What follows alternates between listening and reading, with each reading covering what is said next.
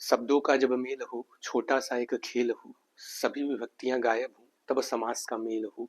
दो पद मिलकर बना नया अर्थ जब सामने आए, दो पद मिलकर बना नया अर्थ जब सामने आए, हिंदी की दुनिया में वही समास कहलाए। नमस्कार, मेरा नाम है आदित्य सिंह और आप देख रहे हैं हिंदी की दुनिया के इस चैनल को, जहां मैं आपको व्याकरण बहुत ही सहज सरल शब्दों में सिखाने का प्रयास करता हूं।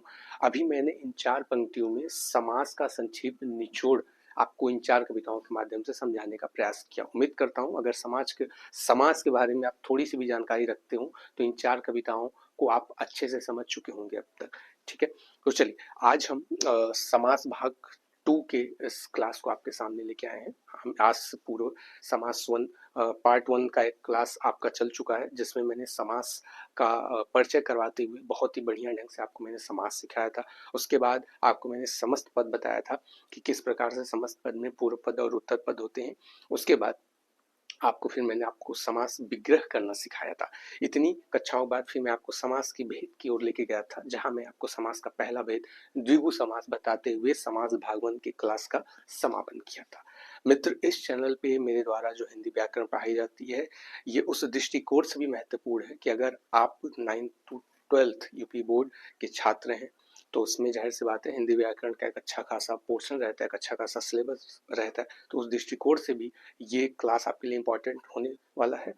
इसके अलावा अगर आप यूपी पुलिस, एसएससी या एसएससी जीडी या यूपीएसआई, इसके अलावा उन तमाम एग्जाम्स की तैयारी कर रहे हैं जिनमें हिंदी आता है, तो हिंदी में यही सारे कंटेंट रहते हैं जो मैं आपको इस क्लास में अभी पढ़ा रहा हूँ। तो उस दृष्टिकोण से ये क्लास आपके लिए बहुत इंपॉर्टेंट होने वाला है, क्योंकि यहाँ आप पढ़ते नहीं, यहाँ आप सिखाते हैं।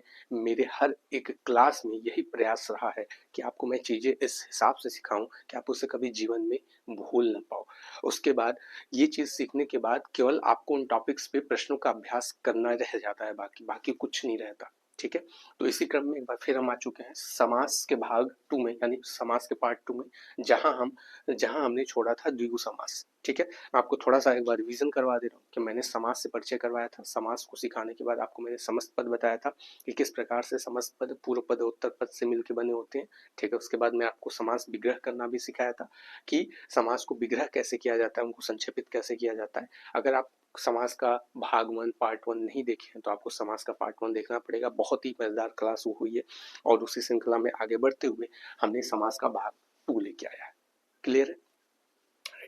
तो हिंदी भाषा के अनुसार मैंने लास्ट टाइम आपको समास के भेद का पहला भेद बताते हुए अपने क्लास का समापन किया था। आज वहीं से हम आगे बढ़ेंगे। ठीक है, तो हमने पढ़ा था हिंदी भाषा के अनुसार समास के कुल भेद कितने भेद होते हैं। तो ये बहुत ही स्वाभाविक सी बात है कि हिंदी भाषा के अनुसार समास के कुल 6 भेद होते हैं। कितने भेद होते हैं? समास के कुल 6 भेद होते हैं, जिनमें से हमने पहला आपका समास पढ़ चुके थे। हम क्या पढ़े थे? द्विगु समास। द्विगु समास क्या होता है कि वह समास जिसका प्रथम पद संख्यावाची हो, जिसका प्रथम पद क्या हो?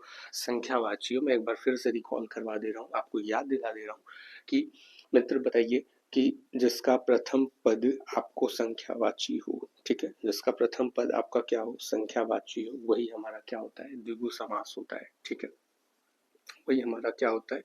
द्विगु समास होता है। ठीक है, ये देखिए चौमासा मैंने लिखा, चौ में जो चौ का अर्थ होता है क्या होता है? 4 होता है। दुपट्टा में, ठीक है, दोनों साइड जो पट्टे होते हैं उन्हें दुपट्टा कहते हैं। ठीक है, तो ये जो मैंने एग्जाम्पल लिखे हैं, इसमें जो आपका प्रथम पद होता है ये क्या होता है? संख्यावाची होता है। मैंने आपको बहुत ही बेहतरीन ढंग से बताया था कि क्या पूर्व पद होता है और क्या उत्तर पद होता है। ठीक है, अगर आपको नहीं पता तो आपको पिछली कक्षा देख के यहाँ पे आनी चाहिए। अगर डायरेक्ट पढ़ रहे हैं तो आगे की चीजें कुछ हल्की फुल्की समझ में आएंगी। इसके अलावा अगर आप पहली बार आए हो तो थोड़ी सी मुश्किल होगी समझने में। मैं तो कहता हूँ कि चीजों को शुरू से शुरू करो, बीच से शुरू करने का प्राय हमेशा आप अधूरे ही ज्ञान लेते रह जाओगे और अधूरा ज्ञान बहुत ही लाभदायक नहीं होता है। ठीक है, चलिए, तो द्विगु समास का मैंने बता दिया कि प्रथम पद क्या होना चाहिए? संख्यावाची होना चाहिए। अब इसको मिटाते हुए हम बढ़ेंगे कर्मधारय समास की तरफ। अभी इसको तो मिटाना पड़ेगा अगर हमें सीखना है आगे, तो स्वाभाविक सी बात है। तो देखते हैं क्या है हमारा कर्मधारय समास। ठीक है, बहुत ही बेहतरीन ढंग से हम कर्मधारय समास को सीखेंगे और जानेंगे। ठीक, देखते हैं क्या है कर्मधारय समास। ठीक है, क्या है कर्मधारय समास, हम ये जानने का आज प्रयास करेंगे अपने इस क्लास में। कर्मधारय समास वह समास होता है जिनमें विशेषण और विशेष्य का संबंध होता है। ठीक है, जिन शब्दों में विशेषण और विशेष्य का संबंध होता है। ठीक है, देखिए क्या वह समास वह समास। परिभाषा लिखेंगे, परिभाषा लिखने के बाद फिर परिभाषा की मदद से हम कर्मधारय समास को सीखने का प्रयास करेंगे। क्लियर? वह समास जिसमें पूर्व पद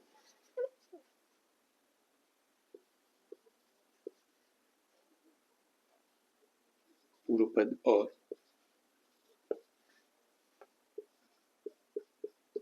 उत्तर पद में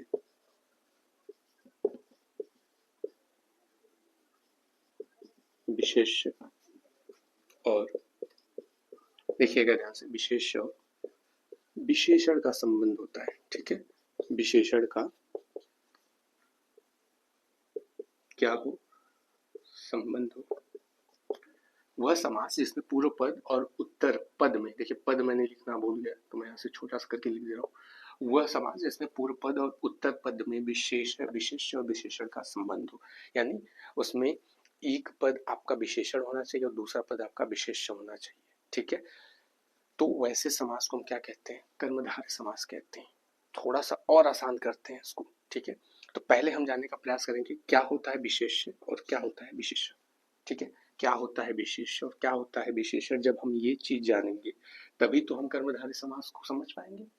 आई बात समझ में? तो विशेष्य क्या होता है, मैं बहुत ही आसान सा एक उदाहरण लूंगा। ठीक है, लेकिन कर्मधारय समास से जो सवाल पूछे जाते हैं वो बहुत ही मॉडरेट लेवल पे पूछे जाते हैं, बहुत ही हार्ड लेवल पे पूछे जाते हैं। तो मैं आपको समझाने के लिए अभी थोड़ा सा इजी वाला लेके चलूंगा, लेकिन आप कहेंगे, अगर मैं ऐसे बता दिया तो आप तो कहेंगे तो बहुत आसान है, लेकिन इतना आसान होता नहीं। ठीक है, लेकिन मैं उसको आपके लिए आसान बनाऊंगा।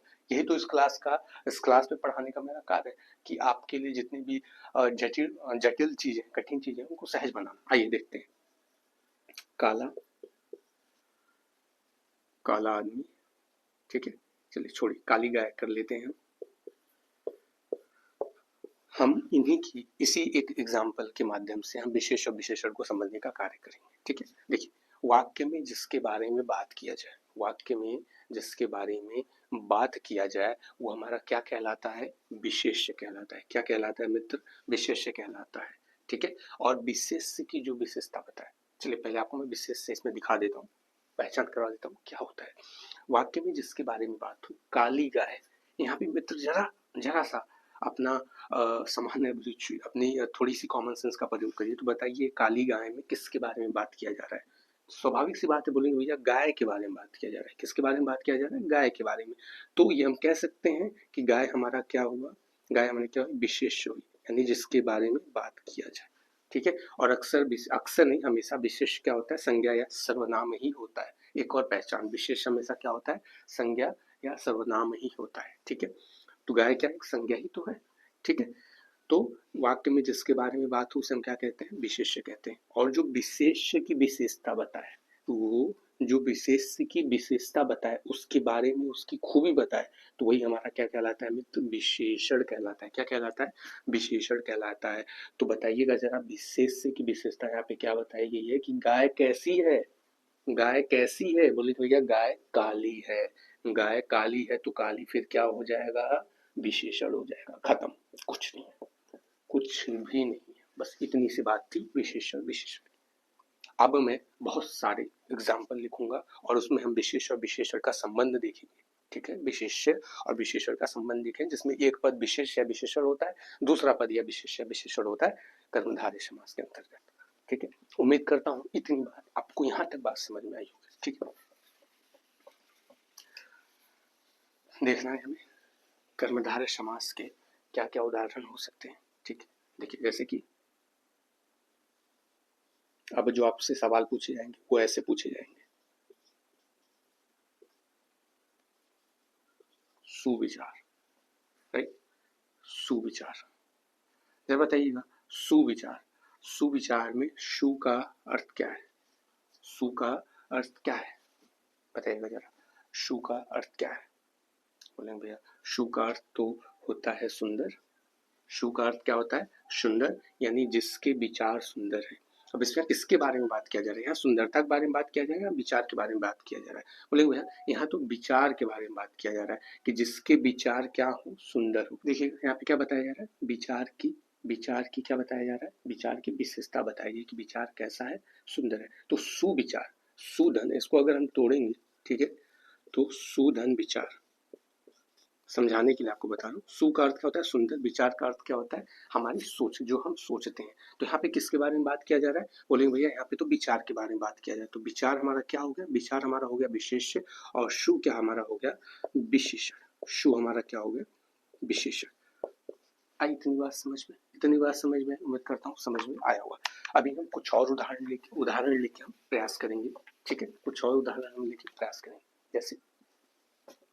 जैसे मैंने एक लिखा है, आपको मैं भी सिखा रहा हूँ, आपको भी मैं कर्मधारय सिखा रहा हूँ। आपको जब तक आप पूरा नहीं सीखे, आप किसी भी नतीजे में भी जाने का प्रयास मत करिएगा, ठीक है? ऐसा लगे कि थोड़ा सा भी दिमाग में कोई चीज समझ में अच्छे से आ गई तो हम फिर बहुत आगे जाने लगते, नहीं, आगे नहीं जाना है, ठीक है? जब तक आप किसी चीज को पूर्णतः सीख ना ले, उससे पूर्णतः आप कंठस्थ नहीं हो जाए, उस पर आपकी मजबूती न, आप उस पर अच्छे से पकड़ स्थापित न करने, तब तक आपको बिना कहीं भी किसी भी नतीजे पे नहीं जाना। देखिए, अधपका, अधपका इस तरीके से पूछा जाएगा, आपसे सवाल कैसे पूछा जाएगा कि बताइए अधपका में कौन सा समास है? अधपका में कौन सा समास है? तो अब अधपका में आपको अगर कर्मधारय समास खोजना है, तो पहले ही देखना पड़ेगा कि उनमें विशेषण और विशेष्य का संबंध है कि नहीं। तो अधपका में, अध का अर्थ क्या होता है? आधा होता है। पक का अर्थ क्या होता है? पकना। तो पकी हुई चीज कैसी है? पकी हुई चीज कैसी है? बोलेंगे भैया आधी है, ठीक है? पकने की विशेषता बताई जा रही है। अगर ये चीज नहीं समझ में आ रहा है तो थोड़ा सा मैं इसको और आसान करता हूँ, ठीक है? थोड़ा सा और आसान करता हूँ, एकदम बच्चों वाला एग्जाम्पल लेता हूँ। कच्चा आम, पक्का आम। जरा देखना, तो इस एग्जाम्पल को समझाने के लिए मैं ये इसका सहारा ले रहा हूँ, ठीक है? तो यहाँ पे बताइए, यहाँ दोनों ही मैंने दो दो एग्जांपल लिखे हैं, दोनों में ही किसके बारे में बात हो रहा है? बताएंगे, बोलेंगे भैया दोनों में ही आम के बारे में बात हो रहा है। तो इतनी बात तो कंफर्म हो गई ना कि आम क्या हमारा हो गया? विशेष्य हो गया। क्यों हो गया?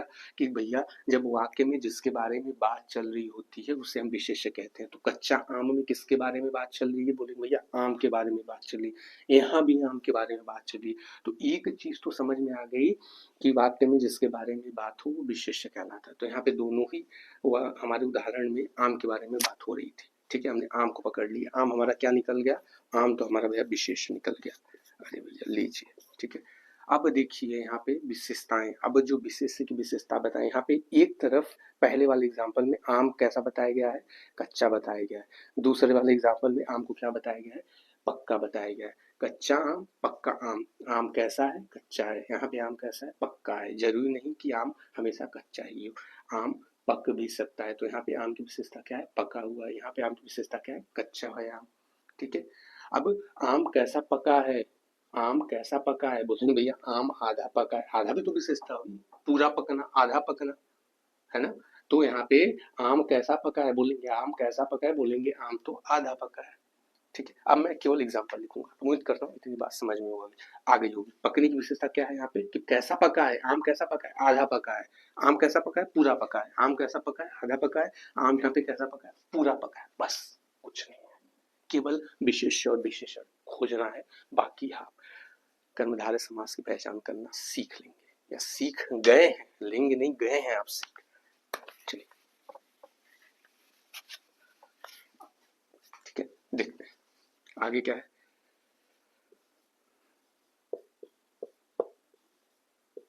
परमानंद, परमानंद यानी परम है जो आनंद, परम है जो आनंद। यहाँ पे किसके बारे में बात किया जा रहा है? यहाँ पे आनंद का अर्थ क्या होता है? खुशी होती है। परम का अर्थ क्या होता है? सर्वोच्च, ठीक है? खुशी से भी जो ऊपर है, ठीक है? और क्या हमारा एग्जाम्पल हो सकता है? और बोलेंगे भैया और हो सकता है सुलेख, सुलेख, राइट? और एग्जाम्पल क्या है? सुलेख। सु का अर्थ अभी मैंने बताया था आपको, सुविचार का जब उदाहरण लिया था कि सुविचार में सु क्या है हमारा? सुंदर, ठीक है? तो लेख का अर्थ क्या होता है? लिखावट। तो जो लिखावट सुंदर है उसे ही हम क्या बोलते हैं? सुलेख बोलते हैं। तो जरा बताएंगे आप किसमें किसके बारे में बात की जा रही है? बताएंगे इस एग्जाम्पल में किसके बारे में बात किया जा रहा है? बोलेंगे भैया यहाँ पे तो लिखावट, लेख के बारे में बात किया जा रहा है कि लेख कैसा है? सुंदर है। आनंद यानी खुशी कैसा है? परम है। यहाँ पे परमानंद में किसके बारे में बात किया जा रहा है? आनंद के बारे में, खुशी के बारे में बात किया जा रहा है। और खुशी की विशेषता क्या बताई है? कि जो खुशी है ना, वो खुशी परम है। परम यानी सर्वोच्च खुशी, जो सबसे बढ़कर, वही परमानंद कहते हैं, परम आनंद।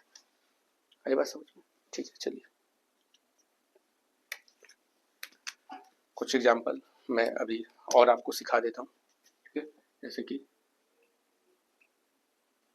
सद्भावना, सद्भावना, ठीक है। नील, गगन। अब आप बनाने का प्रयास करिए, अब आप बनाने का प्रयास करिए, बताइए कौन है इसमें विशेषता और कौन है इसमें विशेष, राइट। देखिए बनाने का प्रयास करिए। श्वेतांबर, श्वेतांबर क्या होता है पता है? जिसने सफेद वस्त्र धारण किया है उसे ही तो श्वेतांबर बोलते हैं। पीतांबर किसको बोलते हैं? जिसने पीला वस्त्र धारण किया है। और पीतांबर, पीतांबर तो विष्णु भगवान को भी तो बोलते हैं, ठीक है। श्वेतांबर, पीतांबर। अब आप, मैंने आपको सिखा दिया, अब आपका काम क्या है, इसमें कर्मधार्य, कर्मधार्य समास के अनुसार आपको विशेष और विशेषण की पहचान करना, ठीक है। विशेष और विशेषण की पहचान करना। सद्भावना, सद का अर्थ क्या होता है? सच्चा, भावना यानी विचार, ठीक है। भावना जो सच्ची, किसके बारे में बात किया जा रहा है यहाँ पे? बोलेंगे भैया भावना के बारे में बात किया जा रहा है। किसके बारे में बात किया जा रहा है? भावना के बारे में बात किया जा रहा है। भावना कैसी है हमारी? भावना की विशेषता क्या है? भावना हमारी सच्ची है। गगन, किसके बारे में? नील गगन, किसके बारे में बात किया जा रहा है? गगन के बारे में बात किया जा रहा है कि गगन कैसा है हमारा? नीला है। तो गगन क्या हुआ हमारा? विशेष हुआ। नील क्या हुआ? यानी हमारा, नील क्या हुआ हमारा? विशेषण। श्वेतांबर, जिसके सफेद वस्त्र हैं उसे ही हम श्वेतांबर, या जिसने सफेद वस्त्र धारण किया है। तो वस्त्र की विशेषता यहाँ पे क्या है, ठीक है। वस्त्र की विशेषता रहेगा, वस्त्र विशेषता यहाँ पे क्या है? जिसने सफेद वस्त्र धारण किया है। तो वस्त्र की विशेषता क्या बताइए? वस्त्र की कोई सुंदरता ही तो बताइए कि वस्त्र कैसा है? सफेद है। ठीक उसी तरह पीतांबर, पीले हैं जिसके वस्त्र, पीले हैं जिसके वस्त्र, उसी को हम क्या कहते हैं? पीतांबर कहते हैं।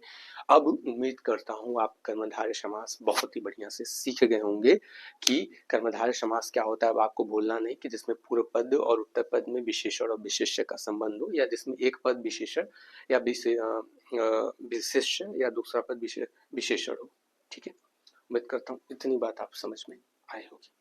कर्मधारय समास हमने पढ़ लिया, सीख लिया। अब हम आगे बढ़े। कर्मधारय समास पढ़ने के बाद आपको थोड़ी सी मैं एक और पॉइंट वाली चीज बता देता हूँ कि कर्मधारय समास में भी दो तरह के कर्मधारय समास होते हैं। ये आपको जानते हुए चलना है। दो तरह की कर्मधारय समास होती है। हम आगे जा रहे हैं, हमने कर्मधारय समास अभी सीखा, हम आपको बता रहे हैं दो तरीके के कर्मधारय समास होते हैं। अगर मैं थोड़ा और आपको डीप में लेके जाऊँ, और डीप में लेके जाना पड़ेगा क्योंकि कॉम्पिटिटिव एग्जाम में जब आप बैठते हैं तो वहाँ पे एग्जाम में जो पूछे जाने वाले क्वेश्चन होते हैं उनके दायरे असीमित होते हैं, ठीक। किसी किसी एग्जाम में बहुत सीमित होते हैं, लेकिन अधिकतर एग्जाम में क्वेश्चन के पूछे जाने वाले दायरे हिंदी में असीमित होते हैं। तो हमें हर तरीके से खुद को तैयार रखना है। कर्मधारय समास में एक कौन सा कर्मधारय समास होता है? एक होता है पूर्व पद, पूर्व पद,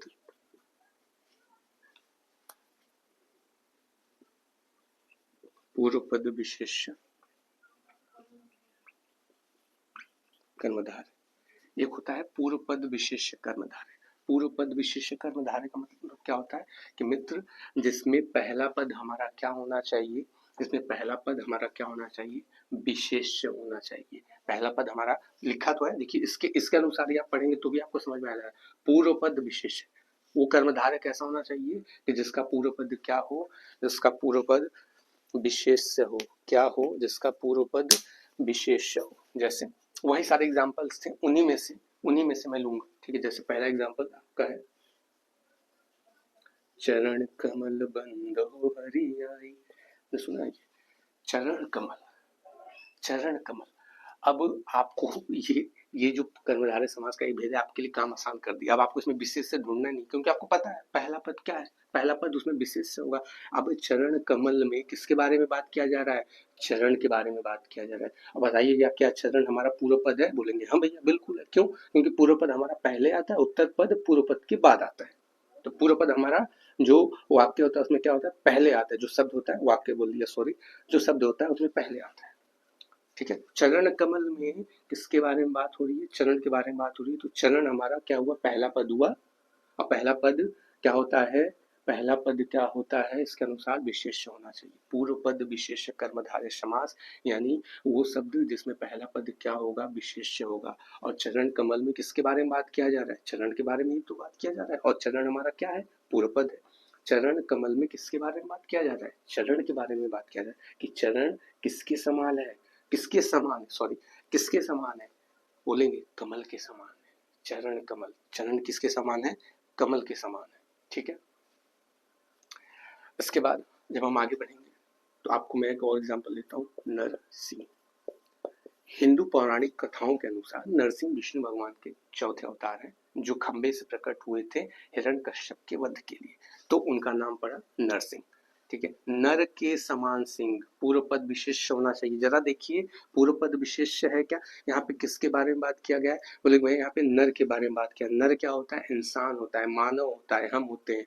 नर की तुलना किससे की गई है? सिंह से की गई है, शेर से की गई है, यानी सिंह, नर किसके समान है? सिंह के समान है। तो पूर्व पद विशेष हमारा हुआ कि नहीं? बोलेंगे हाँ भैया वही हुआ। आपको बस विशेष और विशेषण पता होना चाहिए, बाकी आप तो इसका जो प्रकार है उड़ा देंगे एक बार में, कुछ नहीं है, हलवा है एकदम। ठीक, इसी का विपरीत होता है इसका दूसरा पद, इसका दूसरा पद होता है। ठीक, मैं थोड़ा सा मिटाना पड़ेगा क्योंकि नीचे लिखूंगा तो आपको दिखेगा, मैं इसको मिटा रहा हूँ। पूर्व पद विशेष कर्मधारय समास, जो दूसरा है हमारा पूर्व पद, इसमें क्या होना चाहिए? हमारा विशेषण होना चाहिए। पूर्व पद हमारा क्या होना चाहिए? विशेषण होना चाहिए। पूर्व पद हमारा क्या होना चाहिए? पूर्व पद विशेषण कर्मधारय, ये कर्मधारय समास का दूसरा भेद है। अब इसमें पूर्व पद कैसा होना चाहिए बताएंगे? पूर्व पद बोलेंगे हमारा कैसा होना चाहिए? विशेषण होना चाहिए। मैंने याद है सबसे शुरू में आपको कौन सा एग्जाम्पल सिखाया था? सुविचार, सुविचार। अब बताएंगे जरा, पूछ रही आपसे सवाल को एग्जामिनर में कि आपको तो अब तो ये तो पता चल गया भैया, अब तो मैंने आपको बता दिया कि सुविचार कर्मधारय समास है, लेकिन एग्जामिनर का थोड़ा सा आपके साथ मस्ती करने का उसका मूड हुआ तो पूछ देगा जरा बताइए सुविचार कर्मधारय समास का कौन सा भेद है? तब तो यहाँ पे आप फंस जाएंगे। नहीं फंसेंगे, कैसे फंसेंगे? अभी तो मैं हूँ सुविचार, विचार है जिसके सुंदर, विचार है इसके सुंदर। पूर्व पद विशेषण, पूर्व पद हमारा क्या होना चाहिए? विशेषण होना चाहिए। विचार में, विचार की विशेषता क्या है? सुंदर है। सुंदर तो भैया पहले ही आ गया, पहला ही क्या होता है? हमारा पूर्व पद होता है। पूर्व पद उत्तर पद जानेंगे तभी आप इसको सीख पाएंगे। पूर्व पद क्या होता है? जो शब्द के शुरुआत में आता है। उत्तर पद क्या होता है? जो शब्द के बाद में आता है। तो विचार कैसे है? सुंदर है। तो सुविचार, अब देखिए विशेषण पहले आ गया ना, तो इसका मतलब ये कौन सा कर्मधारय समास है? यह पूर्व पद विशेषण कर्मधारय समास है। चरण कमल कौन सा समास है? पूर्व पद विशेष कर्मधारय समास है। वैसे पूछता नहीं है लेकिन आपको जानकारी होनी चाहिए, वो तो बस ऐसे ही पूछ देगा बताओ चरण कमल में कौन सा समास है, नरसिंह में कौन सा समास है। ठीक है, इस तरीके से आपसे सवाल पूछेगा, लेकिन आपको जानकारी तो होनी चाहिए। बहुत आसान लेता हूँ, क्लास 6-7 का एग्जाम्पल लेता हूँ सिखाने के लिए, केवल आपको। नीला, नीला गाड़ी, नीला गाड़ी, बताइए यह कर्मधारय समास का कौन सा भेद है? अब आपको बताना है यह कर्मधारय समास का कौन सा भेद है। तो बताएंगे भैया यहाँ तो सबसे पहले मैं विशेष से खोजूंगा। अच्छा, नीला गाड़ी, नीला गाड़ी, गाड़ी के बारे में बात हो रहा है। अच्छा, तो गाड़ी के बारे में बात हो रहा है तो जिसके बारे में बात होता है वो तो होता है विशेष्य। तो विशेष्य की जो विशेषता है क्या है? विशेष्य की विशेषता क्या है? नीला है। अरे यहाँ तो विशेष्य से पहले विशेषण आ गया, यानी पूर्व पद पे हमारा विशेषण है, यानी ये पूर्व पद कर्मधारय समास है। भैया हमने तो बता दिया, ऐसे ही बताना है, कुछ नहीं है, राइट। सुविचार, नीला गाड़ी, ठीक है। पीला वस्त्र, ऐसे पूछ देखा पीला वस्त्र बताइए, पीला वस्त्र में वस्त्र की विशेषता क्या बताएगी? ये पीली बताएगी, और जिसमें विशेषण पहले आ जाए वो पूर्व पद विशेषण कर्मधारय समास। क्लियर है? उम्मीद करता हूँ कर्मधारय समास आपको बेहतरीन ढंग से समझ में आया होगा। तो ये तो था अब तक का कर्मधारय समास, जो कि मैंने आपको सिखाया, मैंने आपको समझाने का प्रयास किया। चलिए अब हम आगे चलते हैं और आगे के भेदों को हम पढ़ने का कार्य करेंगे। क्लियर है? कर्मधारय समास जब हमने सीख लिया, कर्मधारय समास जब हमने सीख लिया, जब हमने जान लिया, तो फिर अब आगे क्या बचता है? याद रखिए जब समास, ये लेक्चर है जिसका 3 पार्ट में ये समास मैं पूरी तरीके से खत्म करूंगा, ठीक है। और मैं फिर इसके बाद एक करीब करीब मैं 30-35 शब्दों का अभ्यास करने के लिए मैं कुछ 30-35 शब्द लेके आऊँगा, जो एआरओ, आरओ में और एलटी ग्रेड और सी टेट जैसे परीक्षाओं में पूछे गए शब्दों को मिक्स करके लाऊंगा, कुछ किसी किसी में समास के सारे भेदों के शब्द लाऊंगा मैं, और हम उस दिन अभ्यास करेंगे, लेकिन तब जब ये समास हमारा लेक्चर खत्म हो जाएगा। हमने पढ़ लिया द्विगु समास, हमने पढ़ लिया कर्मधारय समास। अब हम आगे बढ़ेंगे और हम किसके बारे में पढ़ेंगे? द्वंद्व समास के बारे में। देखिएगा, यह समास का हिंदी भाषा के अनुसार समास का तीसरा भेद जो होता है हमारा क्या होता है बताइएगा? द्वंद्व समास। अच्छा, हमें किसी भी चीज को सीखना है तो सबसे पहले हमें उसकी परिभाषा को लिखनी पड़ेगी, और उसकी परिभाषा के अनुसार हम आगे बढ़ेंगे, तभी उस चीज को सीख पाएंगे बड़े आराम से। आई बात समझ में? द्वंद्व समास क्या होता है? वह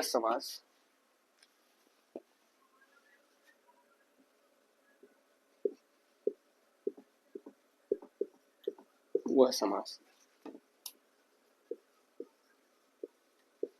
जिसमें, देखिएगा ध्यान से मैं क्या लिखने का प्रयास कर रहा हूँ, आपको क्या समझा रहा हूँ।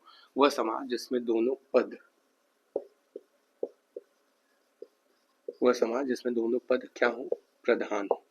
वह समास, इतना आप समझिए, वह समास जिसमें दोनों पद प्रधान हो। दोनों पद क्या होता है? पूर्व पद और उत्तर पद, बताते तो आ रहा हूँ मैं शुरू से। वह समास जिसमें दोनों पद क्या हो? प्रधान हो। भैया समझ में नहीं आया? वह समास जिसमें दोनों पद प्रधान हो। इसके अलावा मैं थोड़ा सा इस परिभाषा में दो चीज और जोड़ता हूँ। वह समास जिसमें दोनों पद प्रधान हो, और अब ये जो लाइन लिखूंगा यही द्वंद्व समास को पूरी तरीके से समझने का सबसे बड़ा पंच लाइन होगा, ठीक है? और जब उनका विग्रह किया जाता है तो, और अथवा या का प्रयोग किया जाता है। मैं आपको एक चीज बताऊंगा, प्रयोग किया जाता है। द्वंद्व समास वह समास जिसमें दोनों पद प्रधान हो, और जब उनका विग्रह किया जाता है तो और अथवा या का प्रयोग किया जाता है। यहाँ पे एक चीज मैंने लिखा है, विग्रह। याद है जब मैं आपको समास की परिभाषा मैंने आपको सिखाई थी, जब मैंने आपको समास की परिभाषा सिखाई थी तो मैंने आपको बताया था, समास की परिभाषा सिखाने के बाद मैं सीधे समास, समस्त पद और समस्त समास विग्रह सिखाया था। मैंने ये भी बताया था कि अगर आप सीधे समास सीखने के बाद अगर आप समास की भेद को सीखने का या पढ़ने का प्रयास करेंगे तो नहीं आएगा। इसीलिए नहीं आएगा क्योंकि देखो इसमें विग्रह आ गया, और मैंने विग्रह कब बताया था आपको? समास की परिभाषा को सिखाने के बाद विग्रह बताया था कि आपको जब विग्रह पता होगा तभी तो आप उनकी भेदों को सीख पाएंगे, उनको जान पाएंगे। तो देखो विग्रह पूछ दिया, और उसके पहले जो मैंने समस्त पद बताए थे, अब पूरे समास में, पूरे समास के जितने भेद है उन सब में पूर्व पद उत्तर पद ही तो है, तो समस्त पद और समास विग्रह दोनों चीज पढ़ाई थी मैंने आपको। और समस्त पद तो हर एक समास में काम आ रहा है, और विग्रह वाला काम द्वंद्व में आ गया। तो क्या कह रहा है? वह समास जिसमें दोनों पद प्रधान हो, और जब उनका विग्रह किया जाता है तो और अथवा या का प्रयोग किया जाता है। यानी समझ रहे? आप समास शब्द जब पढ़ते हो तो उनको जब आप विग्रह करोगे तो और अथवा या का प्रयोग करके ही आप करते होगे। ये आज से पहले आपको नहीं पता था, लेकिन आज के बाद आपको पता चल जाएगा कि भैया अच्छा वो कौन से शब्द होते हैं जिनमें हम उनको तोड़ते हैं तो और या अथवा करके बोलते हैं। बहुत ही सामान्य, हम रोजमर्रा के जीवन में अक्सर वो सारी चीजें यूज करते हैं। ठीक है, आइए देखते हैं। मैं यहाँ पे लिख देता हूँ, आपको यहाँ पे दिख जाएगा। जैसे कि मैं लिखूंगा सीताराम खरा खोटा। ठीक है, अब इनको आप तोड़िएगा, देखिएगा किसी किसी में और लगा के आप इनको तोड़ने का कहीं कहीं प्रयास कर रहे होंगे, कहीं या कहीं अथवा लगा के आप कर रहे होंगे। ठीक है, और गंगा यमुना, तोड़ने का प्रयास करिए। सुख, इसको मैं मिटा रहा हूं, सुख दुख, रात दिन। तोड़ेंगे। जब आप इसको तोड़ेंगे और अथवा लगा के ही आप तोड़ेंगे। ठीक है, और अथवा आप लगा के ही तोड़ेंगे। सीताराम खरा खोटा, गंगा यमुना, सुख दुख, रात दिन, ऊंच नीच, ऊंच नीच। अब बच्चों, मेरे मित्र, मेरे भाई बहन, मैंने ये जो उदाहरण लिखे हैं ये द्वंद्व समास के उदाहरण है। और द्वंद्व समास की परिभाषा के अनुसार द्वंद्व समास वह समास होता है कि जब हम उनके शब्दों को तोड़ने का, उनको विग्रह करने का, सही मायने में खंडित करने का प्रयास करेंगे तो और अथवा लगा के प्रयास करेंगे सब। ठीक है, जैसे सीताराम, अब सीताराम को आपको अलग अलग बोलना है तो कैसे बोलेंगे? सीता और राम। खरा खोटा को आपको अलग अलग बोलना है तो कैसे बोलेंगे? खरा और खोटा। गंगा यमुना को आपको बोलना है अलग अलग तो कैसे बोलेंगे? गंगा और यमुना। और जो कि हम बोलते भी हैं और यही सच्चाई है, जो मैं पढ़ा रहा हूँ मित्र, यही सच्चाई है। सुख दुख, सुख दुख को आप कैसे बोलते हैं? सुख और दुख। किसी के जीवन में सुख है और हमारे जीवन में दुख है। रात दिन, रात दिन बस यही सब चलता रहता है। ऊंच नीच, ऊंच नीच। अब एक चीज जो आप यहाँ पे नोटिस कर रहे हैं कि ये चीज संक्षेपित रूप में लिखी हुई है और संक्षेपित रूप में लिखने के साथ इनके बीच एक चिन्ह है। इन चिन्ह को क्या कहते हैं आपको पता है? इन चिन्ह को आपको कहते हैं योजक चिन्ह। इनको क्या कहते हैं? योजक चिन्ह। तो आपसे ये सवाल पूछ सकता है कि समास का वो कौन सा भेद है जिसमें योजक चिन्ह का प्रयोग किया जाता है? तो वह द्वंद्व समास है। याद रखिए, द्वंद्व समास के शब्दों को, द्वंद्व समास जब संक्षेपित रूप में रहते हैं तो उनके बीच योजक चिन्ह का इस्तेमाल करके उनको संक्षेपित किया जाता है। द्वंद्व समास, भाई कौन से ऐसे द्वंद्व समास होते हैं? क्या द्वंद्व समास के भी प्रकार है? बहुत ही साधारण से द्वंद्व समास के प्रकार है, देखते हुए चलते हैं। द्वंद्व समास का पहला है क्या? वैकल्पिक। वैकल्पिक, वैकल्पिक द्वंद्व समास क्या होता है भैया? वैकल्पिक द्वंद्व समास कि वो समास जिसमें दो शब्दों के बीच क्या हो? विलोम शब्द का संबंध हो। विलोम शब्द का संबंध हो। ठीक है, जैसे मैंने आपको एग्जांपल दिया था, ऊंच नीच, ऊंच नीच, सॉरी, मैंने आपको एग्जांपल क्या दिया था? ऊंच नीच लिया था। ऊंच का विपरीत क्या होता है? नीच होता है। रात का विपरीत क्या होता है? दिन होता है। ठीक है, तो आपसे कैसे पूछेगा? बताइए, रात दिन द्वंद्व समास के कौन से भेद का उदाहरण है? तो वैकल्पिक द्वंद्व समास। वैकल्पिक द्वंद्व समास क्या होता है? जिसमें दो शब्दों के बीच, दो शब्द क्या होते हैं? एक दूसरे के पूरक होते हैं, एक दूसरे के विपरीत होते हैं, वही होते हैं हमारे वैकल्पिक द्वंद्व समास। ऊंच नीच, रात दिन। आप लीजिए ना, आप क्या लेंगे? आप क्या लेंगे? सुख दुख। सुख का विपरीत क्या होता है? दुख होता है। सुख का विपरीत क्या होता है? दुख होता है। ऊंच नीच, रात दिन, खरा खोटा, बहुत सारे एग्जाम्पल हो सकते हैं। अब देखिए, ये है सारे द्वंद्व समास, लेकिन जिनके बीच में जो एक दूसरे के पूरक रहेंगे, जो एक दूसरे के अपोजिट रहेंगे, वो होंगे द्वंद्व समास के पहले प्रकार, वैकल्पिक द्वंद्व समास। ठीक है, अब हो सकता है आपसे पूछे, बताइए रात दिन में कौन सा समास है? तो रात दिन में जाहिर सी बात है, स्वाभाविक सी बात है, द्वंद्व समास ही। लेकिन आपसे एग्जाम में थोड़ा सा आपकी जान नॉलेज को चेक करना चाहे तो पूछ देगा, बताइए रात दिन में द्वंद्व समास के कौन सा भेद है? ठीक है, द्वंद्व समास के कौन से भेद का उदाहरण है रात दिन? ऐसे पूछ देगा आपसे सवाल। घुमाने के बहुत सारे अपने अपने तरीके होते हैं। उम्मीद करता हूँ इतनी बात आपको बढ़िया समझ में आई होगी। चलते हैं लगे हाथ, दूसरा भी समझ लेते हैं। दूसरा बहुत आसान है, और दूसरा बहुत आसान साथ साथ दूसरा बहुत मजेदार भी है। क्या है दूसरा हमारा एग्जाम्पल? क्या है देखिएगा जरा ध्यान से। वैकल्पिक द्वंद्व समास। ठीक है, क्या होता है? पता चल गया कि इनके बीच में दो शब्द एक दूसरे के पूरक रहते हैं। और जो हमारा है समाहार द्वंद्व समास,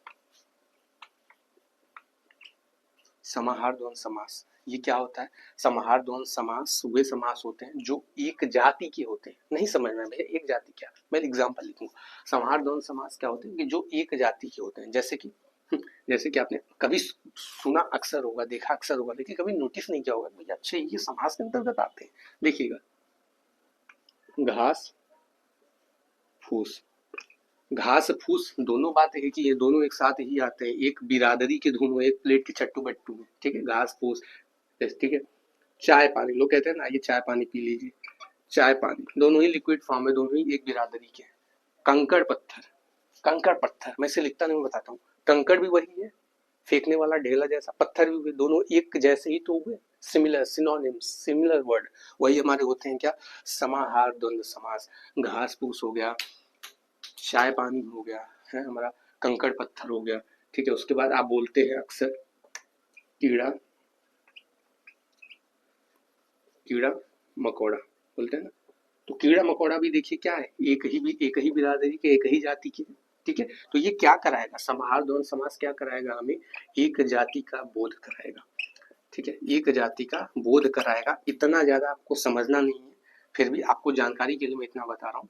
ठीक है, कि ये द्वंद्व समास के भी भेद होते हैं, वैकल्पिक द्वंद्व समास, समाहार द्वंद्व समास जल्दी कोई बताता नहीं है। आप जब यूपीएसआई जैसे एग्जाम्स की तैयारी करेंगे तो उसमें बहुत डीप में ये चीज पूछी जाती है, आपको जानकारी बस होनी चाहिए।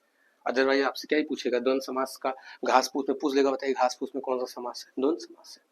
इससे ज्यादा नहीं पूछता, लेकिन आपको जानकारी होनी चाहिए। कीड़ा मकोड़ा, फिर से मैं बता रहा हूँ, कीड़ा मकोड़ा क्या, एक जाति के बोध कर रहे हैं, कीड़ा भी वही है, मकोड़ा भी वही है। ठीक है, ऐसा तो नहीं है कि ये उत्तर में है तो ये दक्षिण में एक दूसरे के पूरक तो नहीं है ना, कीड़ा मकोड़ा एक ही ग्रुप में तो रहते हैं। ठीक है, कीड़ा मकोड़ा, रुपया पैसा, क्या पैसा अलग होता है, रुपया अलग होता है, एक ही जाति का बोध कराएंगे, एक ही जैसे सिमिलर दो रहेंगे, दो सिमिलर वर्ड जिसमें आ जाए वो समाहार द्वंद्व समास। अब इनको आप अलग अलग तोड़ के बोलिए तो और अथवा लगा के आप बोलेंगे घास और फूस, चाय और पानी। आई बात समझ? ठीक है।